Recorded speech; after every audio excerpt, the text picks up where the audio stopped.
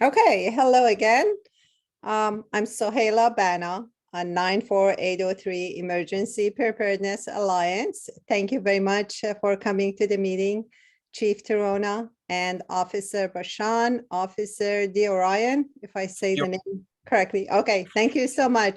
So the point of the meeting is to get in touch with our police department, learn about their issues. There was a budget cut by Reimagine Task Force, and our district, actually, El Sobrante Valley, had no representation in the task force, which was a surprise to us. We didn't know anything about it. We just learned about it afterwards.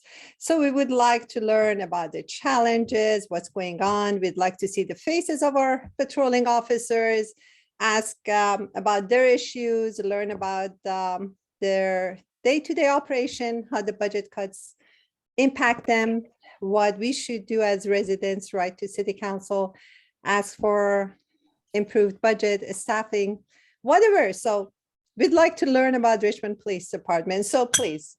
Okay. Well, first off, good evening, everybody. Thank you for having us. My name is You Louie. hadn't done that, Darren. Hello, my name is Louie Tirona. I'm the acting chief right now of the Richmond Police Department. As some of you may or may not know, Chief French is currently going through a real serious personal issue and is on administrative leave. So for the time being, I am the acting chief of police. Just as I'll talk about myself here in a second, but I want to introduce Lieutenant Elizabeth Bashan and Officer jdeorian. I was very proud of the fact that I was able to promote Officer Bashan to the rank of lieutenant just last week. She is a lateral officer who comes to us from Berkeley PD about 10 years ago and has really distinguished herself as a Richmond police officer. I think she saw a real opportunity to work in a city like Richmond, not saying anything bad about Berkeley, but I went to UC Davis, so I can say that. And she really, like I said, distinguished herself with her success and her efforts within the Richmond Police Department. She is actually the district commander for the area in which you all live. So as you know, the city is broken up into 3 different districts: the southern, central, and northern districts. Lieutenant Bashan does have managerial oversight over the district in which all of you reside. So I'm really happy that she's able to join. She is currently a watch commander. She's on duty right now. So her primary job, at least at this moment, is really to manage all of the policing efforts throughout the entire city during the swing shift hours, during the regular work week, Monday through Thursday.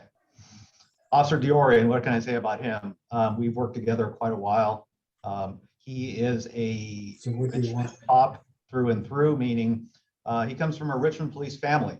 His uncle worked for the Richmond Police Department for several decades. I worked with him when I was a relatively newer cop, and he chose to follow in his uncle's footsteps.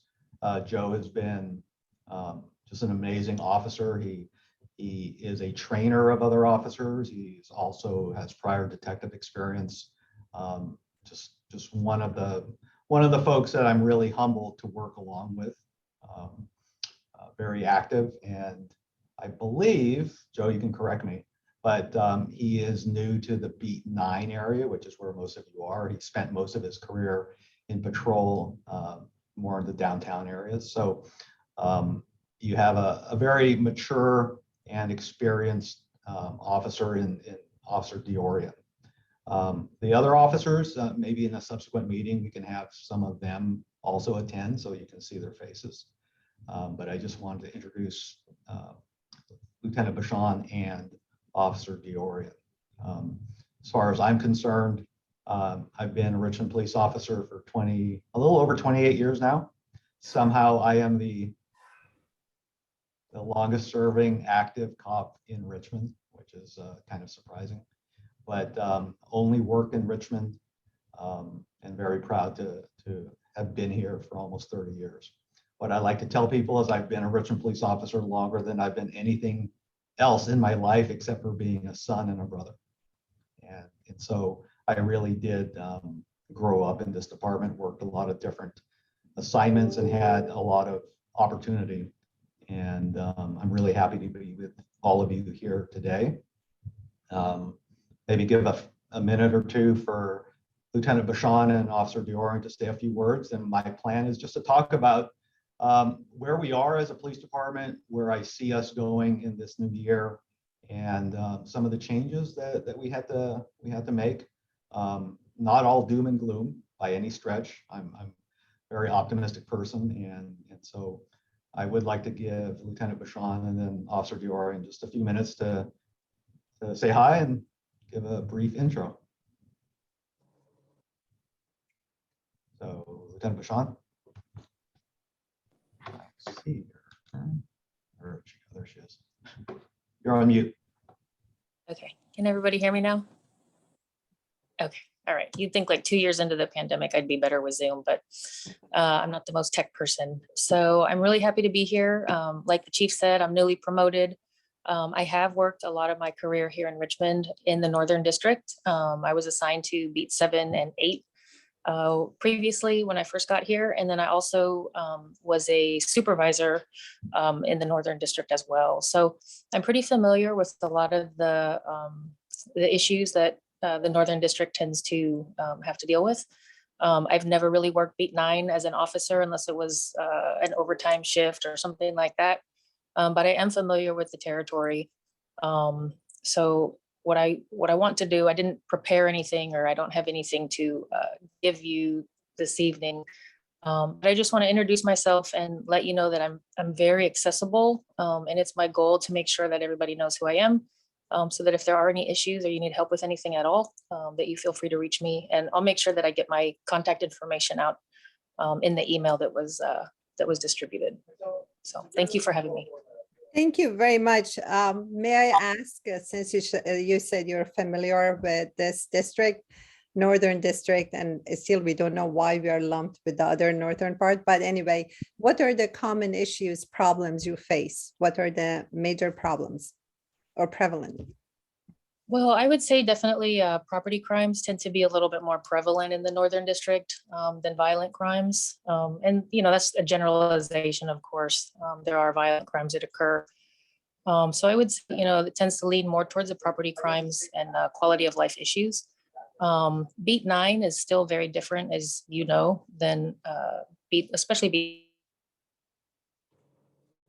Some issues, even though they're all district, the issues that affect beat 7 may not be as prevalent up in the night. For example, I know that the city that are stored beat 7, or issues there, you know, keeping them, I guess, intact with their catalytic overnight. So things like that, those tend to get targeted. Some of the homeless issues, but in general, I'd say B9 is a little bit unique in the Northern District. It doesn't tend to have some of the other stuff that maybe the downtown Northern District deals with.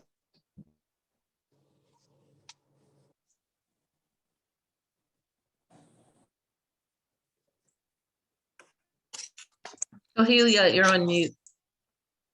Sorry, thank you. Yeah, Lieutenant Bashan, there was some difficulty with your connection. We didn't hear very well what you said. Could you just say it again and also add if the budget cuts has impeded anything in any way, has affected our district? Sure. So like I was saying, beat 9 is a little bit unique with Northern District. There are 3 beats in Northern District. 2 are up in the Hilltop area, and then 1 is actually downtown. The downtown beat is beat 7, and it does tend to get a little bit different types of issues maybe than your neighborhoods up in beat 9. But I would say that property crimes tend to be more prevalent than violent crimes in Northern District. But I know, you know, there are still issues that need addressed. So in terms of the budget cuts, yes, I would say in a very general sense, they have affected the entire city. So I just came out of investigations, and it was unfortunate, but due to some of the cuts and also staffing, the department was forced to collapse some of the detective positions. So I foresee that it could and probably will kind of impact some of the follow-up investigations that's done. And that will affect the property crimes and other issues that you'll see up in your neighborhood. Thank you very much. Thank you.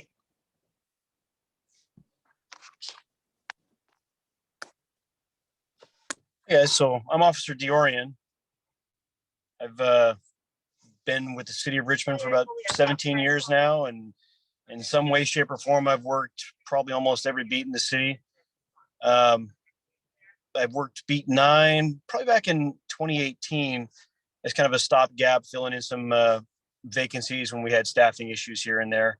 But I'm looking forward to having sort of the long-term continuity and finding out more or less what are your day-to-day issues here. I mean, your typical property crime stuff, I've seen that over the years too, but if there's quality of life issues, I'm really interested to start learning about what makes your beat a little bit different. And I'm all ears. So if you guys ever have any questions, feel free to email me, call for me, ask me for me by name. Happy to help. Thank you very much. Okay. Well, thank you, Joe and Elizabeth. I really appreciate you being here. As Lieutenant Bashan said, accessibility is something that we really pride ourselves on. And so all of our emails are relatively easy to figure out. It's first initial of the first name, last name at richmondpd.net. So like in my case, it's ltirona at richmondpd.net. For Lieutenant Bashan, it's ebashan at richmondpd.net. And for Officer Deorian, it's jdeorian at richmondpd.net. So fairly easy to get a hold of us. So let me talk about just some of the changes and just put it in big context here. So as all of you know, there were some changes that occurred to the budget of the police department as the result of the reimagining task force. I'm not going to get into any kind of editorializing, but I'm just going to tell you what ended up happening was we had 12 vacant positions that were removed. So 12 officer positions that didn't have any people filling them, and those positions were removed. We are currently at a staffing authorization of 145 sworn personnel. When I say sworn personnel, that means from police officer all the way up to chief of police. And currently, we are experiencing a real challenge when it comes to staffing for several reasons. One, and hopefully most of you saw the staffing presentation I presented to the city council right near the beginning of January. Hopefully you saw that. If not, it is available on the City of Richmond website. But nationally, it's been a real challenge to staff police departments throughout the country. As most of you know, the policing profession has been under a lot of attention, and some of it appropriate and some of it, I think, unfair. And less and less people are interested in becoming police officers for a variety of reasons. Locally, we have a real challenge because it's become a buyer's market, because there are less folks interested in becoming police officers.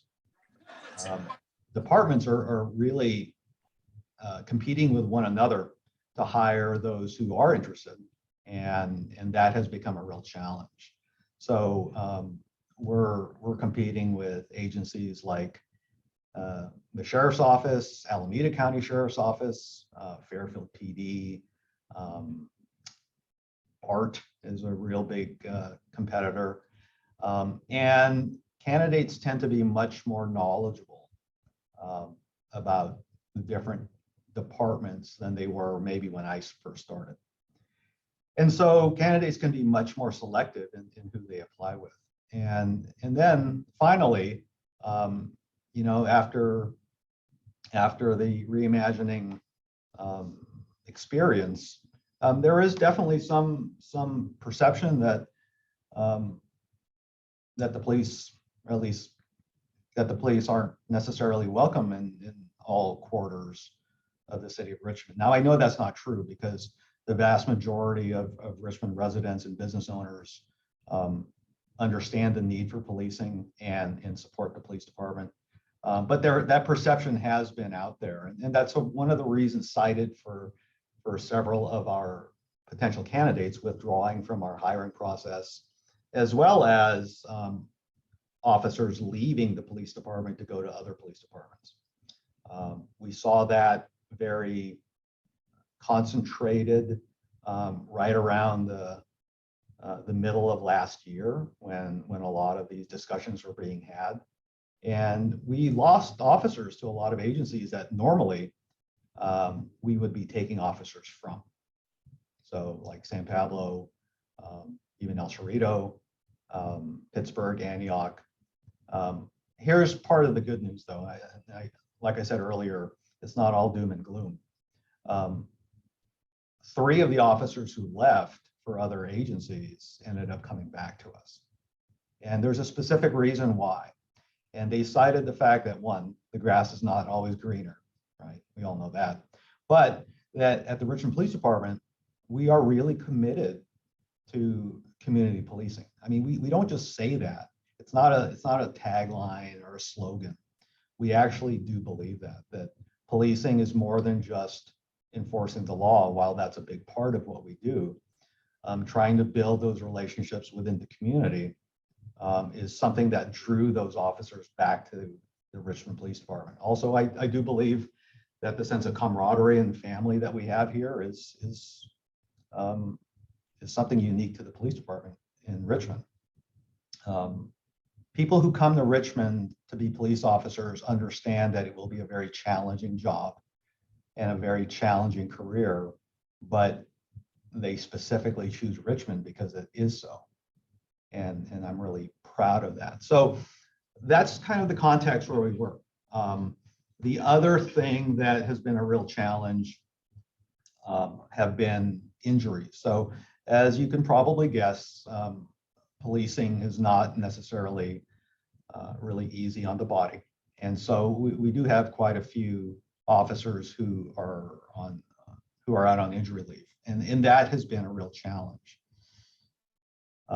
So moving forward, and that's all I can focus on is moving forward, how do we address some of these things?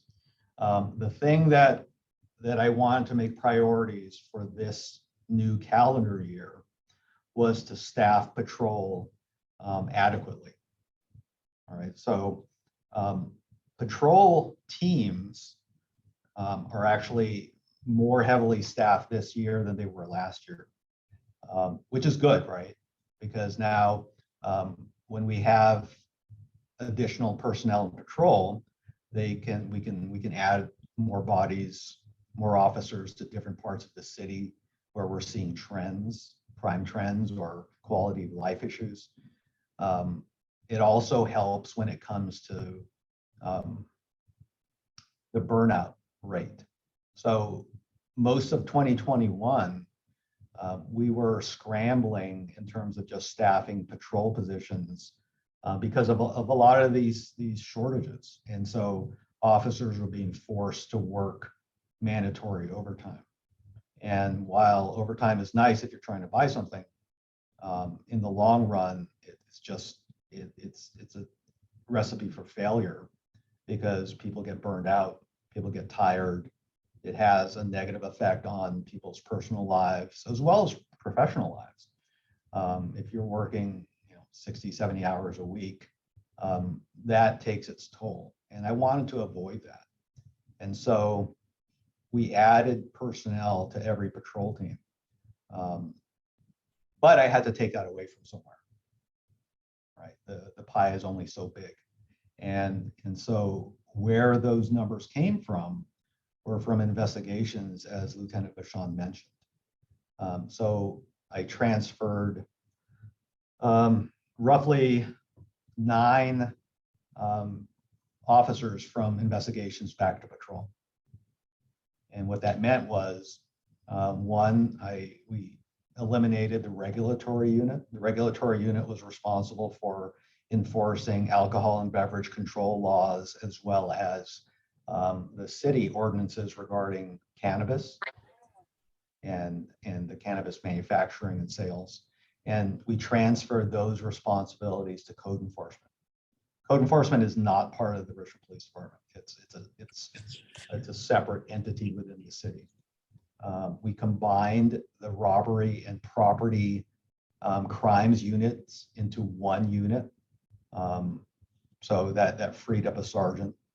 And we had a crime and violence reduction team whose primary goal was on targeting the most violent criminals within the city and using intelligence to direct our efforts.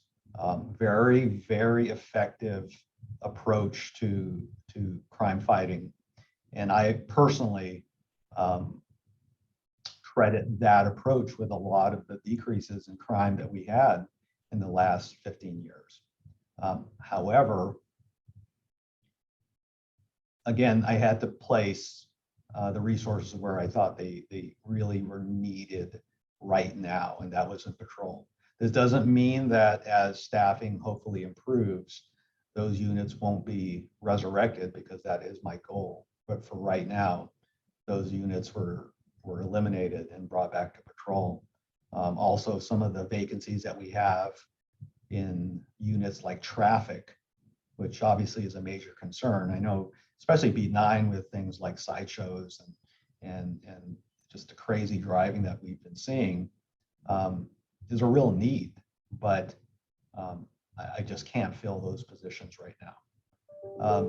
So moving forward, as I mentioned, those units were either collapsed or modified in ways to bring personnel back to patrol. And so my hope is that with a renewed focus on recruiting and retention of officers, especially this year, we'll be able to hire more. I actually made 2 conditional offers to prospective police officers just in the last couple of weeks. We have 1 in the academy and hopefully 3 starting the next academy. And so we're making some progress. However, one of the things I did bring up to the city council was projected retirements. And that's what is going to be very, very challenging in the next couple of years. By the end of 2023, another 28, if I remember correctly, let me just double check this.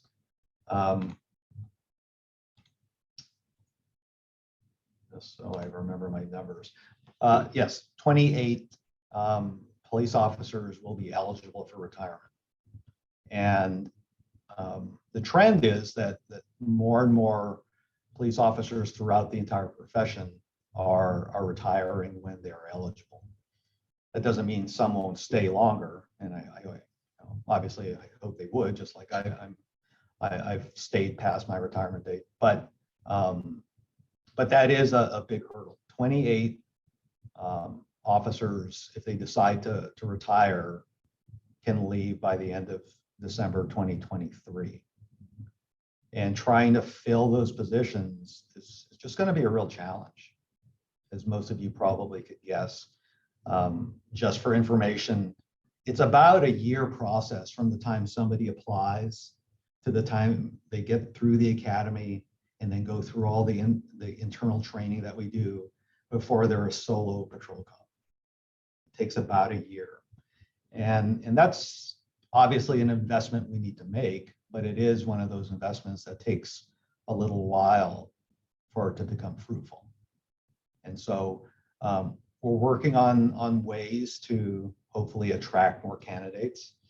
But I think the bottom line, that at least the message I'm trying to give, is making the city of Richmond a welcoming environment for potential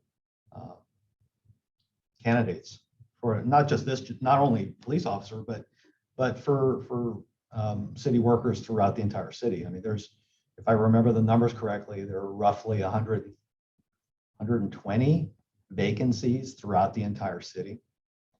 And so that affects everything from policing to pothole repairs to graffiti removal to you name it, right? It really is a challenge. And we do have to factor in, we're still feeling the effects of COVID. And, you know, for the better part of a year, City Hall was essentially shut down. The only agencies that continued to perform more or less normally were fire and police and public works to a general degree. So that's the context in which we're working right now. Here's some rather good news. When we compared the crime rates, and I know this is not going to sound right because of a lot of the news media, but when you compare crime rates for 2020 versus 2021, both violent and property related crimes did decrease rather significantly for the entire city. 34% less for violent crimes, which is obviously really good, and 13% for property related crimes. Not saying job is done because it's never done, but those are good trends, and trends that are a little different than what we see in even neighboring jurisdictions. I attribute that to, first off, the kind of work that your Richmond police officers continue to do, but also the fact that we have these kind of meetings where police and the community stay engaged, and it allows us to do our jobs better. So a lot of the kudos goes to the people of the city of Richmond. So that's promising, and that has been the trend for the last 4 years. So what I'd like to just essentially leave with is, one, if you know anybody that you can recommend who would like to be a Richmond police officer, I know somebody who's hiring, and I have just a little influence in terms of hiring people. But two, also in communications with other residents, business owners, or even elected officials. Just that we need to prepare for a rather significant increase in attracting qualified candidates. I don't have all the answers, obviously, and I'm always open to speaking to folks who may have some expertise in terms of attracting good quality candidates, not just for police officer, but we have need in dispatch, in our jail, in our records section, in our property vault. Many people don't realize we have an actual property vault where evidence and property is stored, and we take in a lot of that every year. I mean, we average over 350 illegal guns seized every year, and that by itself is takes up a lot of room. And that goes true for many of the other departments throughout the city as well. I still think that the city of Richmond is by far the best place to come to work. But I do understand the challenges that we face.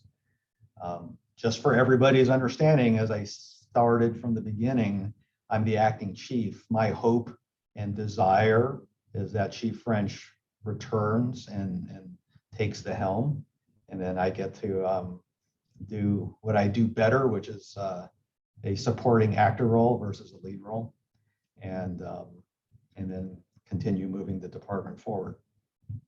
So with that, I'm definitely open to any questions that anybody has, or any concerns. Thank you for all that you do. We really appreciate it. And yeah, we're waiting for Chief French to come back as well, and hopefully we'll have her here soon. Are there any questions or should I start with my own questions? Joni, go ahead, please. Hi, and thank you, Chief Tirona. Nice to meet you and the other officers who are here. Of the 112 positions, Chief, how many are filled right now? Or did I get that number wrong, that are available but aren't, how many are filled right now? Well, actually, we are authorized 145. Oh, authorized one for you. Okay. And we are at, I'd have to double check, but I believe That's my right. last number is 129. 129. Okay. And just thanks for all you do. I've been a crime watch captain out here over the years, and you, Michelle Milam, and a lot of your people have just been so wonderful to us over the time. And I thank you. Yeah, Michelle's, and she's amazing. Yes, she is. Okay. Thank you. Thank you. Steve, go ahead, please.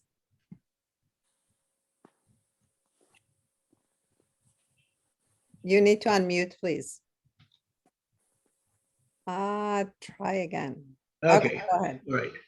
So one of the issues around here, I think, is a traffic enforcement kind of thing, which we could pretty much say there isn't any, I think, in fairness. And I know that part of it's, what you have to cut back on, but I'm not sure if there's, one of the things that would be really interesting is being able to use things like speed cameras and stuff like that, which there's some resistance to in Richmond politics, I know.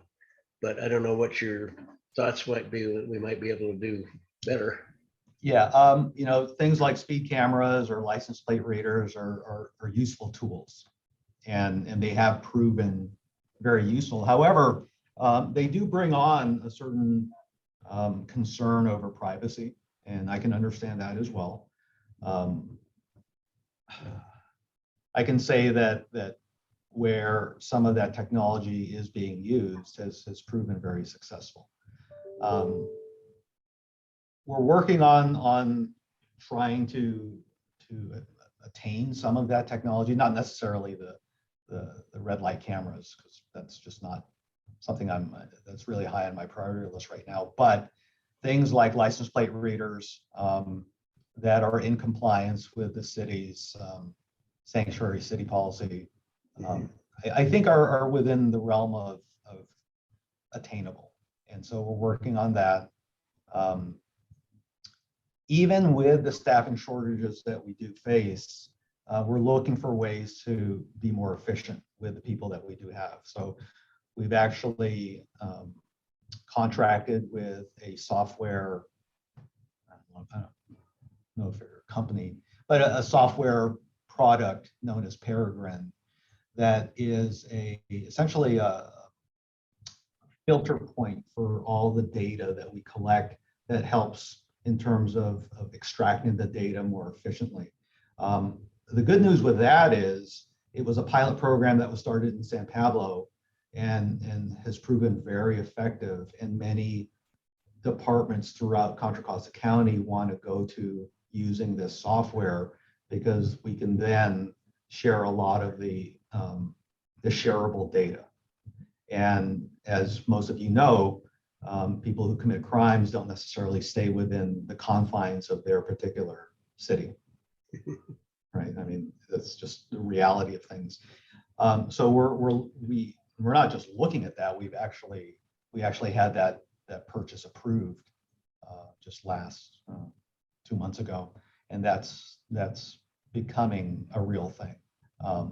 Hopefully, that it does become a catalyst for more efficient use of our personnel. And I understand the traffic is a major thing, because I think that in almost every neighborhood that I speak to, that's one of the #1 concerns is traffic. Traffic, blight issues, obviously the unhoused or homeless problem is a concern for everybody. Definitely much more concentrated in certain areas. But as Steve knows, I'm very willing to look at different technology that will make us more efficient. So I'm always willing to hear what other departments, even in other states, are using, and seeing the feasibility of what of how we can possibly adopt that here. Very good. I have some questions here, since I don't see other hands raised. And these questions I know are not only mine, actually, the community has concerns about these issues. Mhm. We live in a very high fire hazard severity zone, and we Yeah. understand it's the police department's job to evacuate in case of a major wildfire. For a long time, we've been asking, the authorities to have a drill, but it hasn't happened yet. I would like to ask you, the police department, how ready you think you are in case of a major wildfire to evacuate, especially our area? Yeah. With all its ups and downs and elderly community, many disabled persons, it's a major concern for many residents. As well, it should be. So it was a very much a wake-up call, especially that first series of Santa Rosa fires. In fact, most people don't know this, but one of the first departments to send additional personnel to Santa Rosa was Richmond, of all places. I remember specifically, I was a lieutenant at the time, getting a call at 2 o'clock in the morning from the patrol watch commander saying that there was a request for assistance for a fire in Santa Rosa. And I found that kind of interesting because Santa Rosa is kind of, I mean, some distance away, but the fact that they were asking for police assistance told me this must be fairly serious. And so, of course, I gave the authorization to send the sergeant and several patrol officers up there to help with the evacuation efforts. And then moreover than that, the rest of our personnel, many of them worked special assignments in that series of fires, including myself. I remember working a weekend up there, and I had it pretty easy. My primary duty was looting patrol. It was just to look for people trying to loot. But we did evacuate some folks. And what that told me was, is the city of Richmond prepared for that? I'm gonna be very honest. The answer is no. Are we better prepared now than we were prior to the Santa Rosa fire? I think in a way, yes, because now we're aware of the potential. Because prior to that, in my 20 years, over 20 years prior to of police experience prior to the Santa Rosa fires, that didn't really occur to me as a possibility for a city of Richmond. And so that's the context. And then obviously we helped with all the subsequent fires and even Solano County. In fact, we probably did more than the expected share. So here's the good news, is that we have a new OES manager for the city of Richmond, Jim Yoke. And he is, and Genevieve was great, but she could only do what she could do. Jim comes to us with a lot of experience and a very tiring sense of enthusiasm. So to answer your question about an exercise, I know that's in the planning stages. That's in the works. I should have mentioned this earlier, but the captains for the different bureaus of the police department, I changed this year just so that the experience can be shared.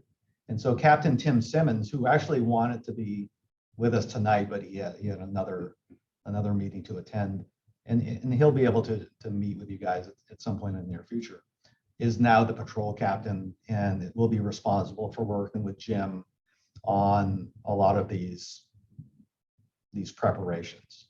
Because we know there's really only one way in and one way out of that area. I mean, you're either going to try to leave through St. Pablo Dam Road, which we all know gets very congested, or try to get up through Pinole, which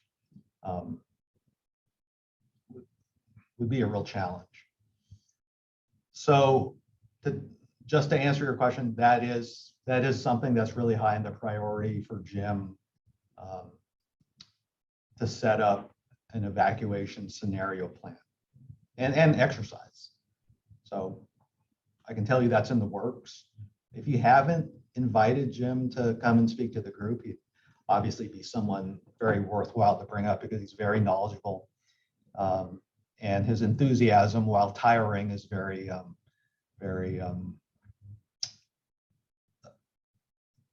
infectious. Let's just put it that way. Yeah, we've So- had Jim, actually, he was one of the first, I mean, Oh, good. people right after he came on board, we had him, and he's a true asset and a gem to the community and the Yeah. city of Richmond. So, and I can tell you that in previous exercises that we've done, because I was involved in some of them, we were focused more on the water, on the shoreline. And so, as I mentioned, the Santa Rosa fires really just opened our eyes that the threat may not be an oil spill.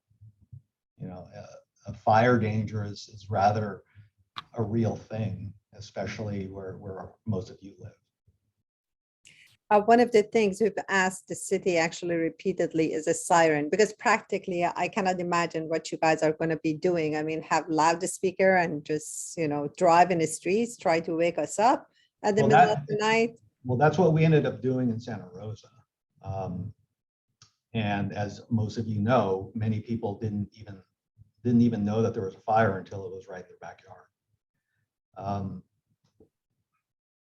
That would be a good idea because, you know, downtown there is a siren system, as most of you know, because it goes off every Wednesday at 11 a.m. And I know it doesn't reach up to your area, but that was primarily there due to concerns over Chevron.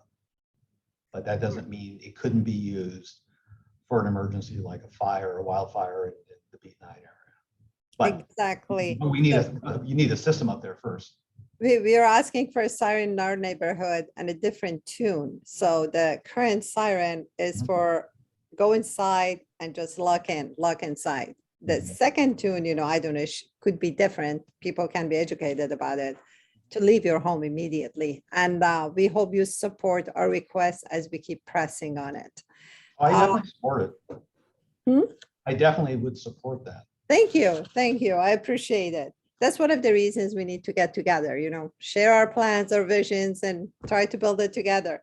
Marianne, you have a question. I'll let you go before I share my next question, please. You need to unmute first. Okay. Thank you, Chief. Question, getting back again to vacancies. As I know, staff shortages can really negatively affect morale and services to the public. I'm wondering, of the 28 planned or vacancies, or those that are eligible for retirement next year, do you plan to, or do you already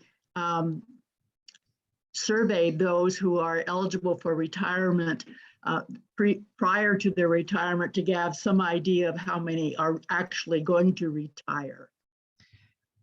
We don't do a formal survey because we are close and we're pretty close knit. So we tend to know fairly well in advance if people are planning to retire. Like, So then do you know how many, roughly in the past, say, couple of years, what percentage of the eligible retirement employees actually do retire? I don't have a specific number. I can tell you percentage-wise, it's increasing. I know, but can you is it over 50%? Is it less than, you know, give me some idea. Yeah, it's probably at least 50%. Okay, so what kinds of things do you do then for recruitment? Well, that's the $1 million question right now, right? So some of the things we're doing, we did create a specific website, joinrichmondpd.com, that becomes a funnel for anybody interested in becoming a police officer with the city of Richmond. Prior to that, it was just a very clunky website that was created through the city, kind of very 1998 era. But this allows for prospective candidates to really get a better view of what it takes to become hired or how to get hired, the benefits of working at the police department. We created a frequently asked question page, including minimum of qualifications, hiring process, and we actually get in our personnel and training section in the police department direct emails now from prospective candidates, where previously we never did. And so we try to proactively reach out to the people when they click on that website or that website. We're looking at ways to constantly evaluate where we're trying to recruit. So for quite a while, we've been focusing on things like job fairs, the local community colleges, some of the other colleges in the area. One area that we hadn't really tapped into very strongly, which is kind of surprising, is military bases. Not surprisingly, a lot of military have the same sense of service even when they leave the military and then want to become police officers. We're one of the few in the Bay Area that actually has a program through the VA that actually supplements an officer's pay when they're in training if they're a veteran. And so that's definitely something we have that other agencies have yet to figure out. So don't share this yet. But trying to find better ways to just recruit, and it's challenging because things like social media aren't necessarily the strong suit for many of us here in the police department. And so it's just a constantly evolving attempt to see, okay, what's working, what's not working. We have testing every other month. So people don't realize that we actually have job opening announcements, applications, a deadline, and then a testing every other month.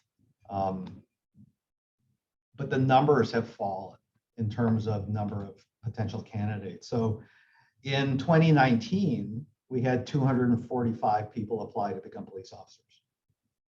And then in 2021, we had 81, which is a significant, about a third of what we had just in 2019 applying to become police officers.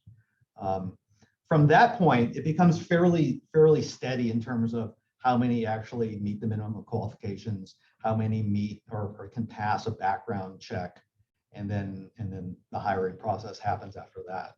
But just the number of applications received has markedly declined in the last 3 years. Unfortunately, I think that's just a trend throughout the entire state and country. And as I mentioned, we're competing with all these other agencies right now. I was just told by one of my captains today that Fairfield PD is offering a $20,000 signing bonus, which is just crazy for me to think, because I mean, obviously that's a lot of money, but that will have an effect on the recruiting throughout the entire Bay Area. So I am in conversations with the city manager. I brought some of these issues up to all these issues up to the city council. And like I said earlier, the goal, at least my goal, would just be make the city of Richmond a more welcoming place for potential candidates. How you define welcoming, I'm open to hearing that, but obviously things like pay and benefits are always going to be a factor. Now I'm going to say this too, my idealistic sense is anyone who becomes a police officer just for the pay and benefits is probably doing it for the wrong reason, because you can't get paid enough to necessarily deal with all the things that are expected of a police officer. That's my personal belief. And I would be very honest with any candidate. If they said, I just want to work for the place that pays me the most, I would tell them nobody pays you enough to deal with many of the things that you're expected to deal with. It's just, that's my experience. Thank you. Carol, please. Sorry if I didn't say your name right, but you need to unmute first. Oh, there it is. Okay. This is off the subject, but a friend just moved into May Valley and just unpacked, and his garage windows were shot through with BB pellets, and was wondering, he wasn't going to say anything about it, but he really wants to pursue it or at least report it. Where in the police department would he do that? Okay. Well, first off, I would encourage him to report it. He can make an online report. Okay, so if you go to our website, there is a way to file just an online report, especially if he doesn't have any information on who may have done it. Right. He doesn't. Okay, but that even if you don't know who did it, doesn't mean it shouldn't be reported, because if we don't know about it as a police department and we start seeing, obviously if we don't know about it, we can't do anything about it. But if we know about it, even if we don't have suspect information, if we see a trend, we can start addressing that trend. It's likely a neighborhood kid, right? I mean, if I had to guess, and I was a detective once, it's probably a neighborhood kid. It's likely that someone in the neighborhood has experienced the same thing too. So you can make the online report. You can obviously email Officer Deorian or Lieutenant Bashan just to share some of the concerns, and then it can become something, if we see a trend, something that definitely can be addressed. Okay, thank you. Thank you. Thank you. If you could kindly please email me the link and the emails, I will share it with the community.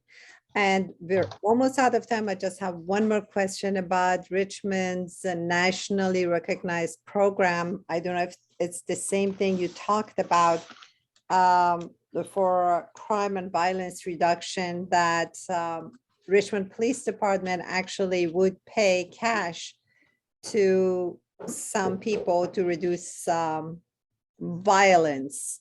And I heard actually that they have started a consulting group at national level trying to do it. Now, I think it was like $500 a month or something. Well, let me explain. Please. That wasn't through the police department. The city of Richmond created a different department called the Office of Neighborhood Safety. The idea was to identify people who are most likely involved or would be involved in violent crime, especially like gang retaliation type crimes, and then approach them to try to mentor them out of that lifestyle. That was the original goal. And that's been in place for I don't remember exactly when it first started. But yes, they would pay individuals a stipend every month if they stayed out of trouble. I'm not going to get into the politics of saying whether that's good or bad, or the effectiveness. I mean, that's for somebody else to evaluate. But that wasn't through the police department. Now, what I can say is if someone has information that can lead to the solving of a serious crime, would I pay that person money to give us that information? Well, the answer is yes. Like, because sometimes that's the only way we're gonna be able to solve the crime. Like when I was working homicide as a homicide detective, if the only way to get somebody to cooperate would be to pay them some money to give us the information necessary to put a killer behind bars, would I pay them the $200 or whatever it might be? The answer is yes, I would. Now they still have to testify in court, and they're testifying, you know, under penalty of perjury that what they're saying is true and accurate. But let's be honest, some people are motivated more by money than they are by civic duty, and so two very different things, right? So just to make things clear, we're not in the habit of just trying to pay people to give us information. That's not That's not a normal thing. It's only if very serious case where we're confident that the information this person has will lead to the solvability of that serious case. But we're not paying people money to not commit crimes. Okay, thank you very much. Is there anything else you would like to share with the residents, their share of community Yeah. policing? I would like to, and I appreciate it. I appreciate everyone's time. I'd like to say this, that it was just a few years ago that we were recognized, the Richmond Police Department, as a model of community policing. We had the Attorney General, Loretta Lynch, come to the police department. I was even involved in national discussions over police use of force. And many of the same people who were there, this was when Chief Magnus was our chief, many of the same people who were there to actually implement those approaches are still the same people here at the police department.